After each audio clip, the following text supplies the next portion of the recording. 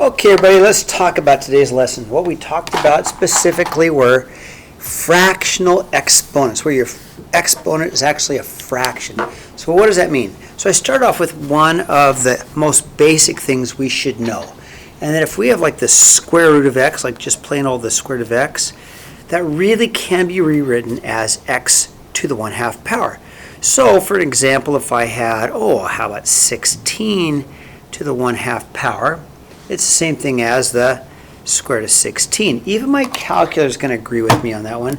So if I go, for instance, clear 16 to the 1/2 power, it's going to say 4, because we know the square root of 16 is 4.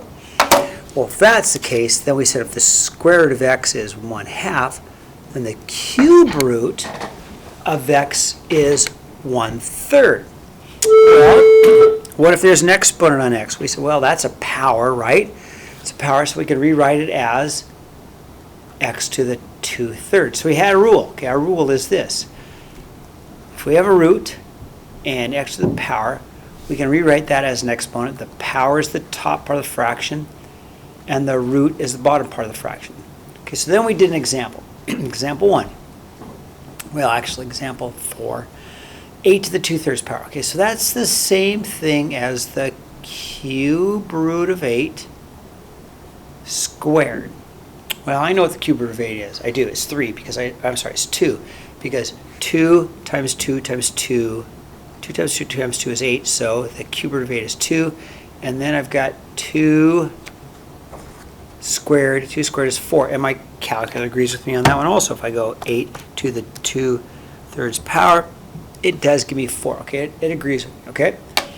So then we talked about, okay, well, let's go the other way. If we have a fractional exponent, we can rewrite that as root. So we know the bottom part of the fraction is the root, and the top part of the fraction is the power. So we rewrote x to the 4/7 as the 7th root of x to the 4th.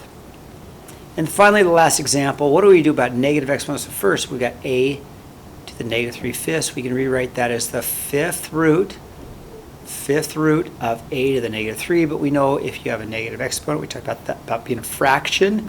So we've got 1 over because the negative exponent, 1 over the 5th root of a cubed. And that's all I have. Pretty easy lesson. There's homework that went along with it. So if you have any questions, come see me.